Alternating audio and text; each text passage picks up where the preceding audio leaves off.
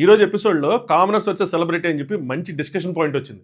Judges conclude చేసి అందరూ equal అని చెప్పినా కూడా ఒక డిఫరెన్స్ ఉంది, అదేంటో చెప్తానండి. నేను చెప్పిన దానికి కనుక మీరు అగ్రీ చేస్తే ఖచ్చితంగా ఈ రీల్ని లైక్ చేసి మీ ఒపీనియన్ కామెంట్ చేయండి. ఒక కామనర్కి మనం ఓట్ చేయాలంటే వాడి టాస్క్ బాగా ఆడి మనల్ని ఖచ్చితంగా ఇంప్రెస్ చేయాలి. అప్పుడే మన వేళ్ళు అన్నవి ఆ ఓటు మీదకి వెళ్తాయి.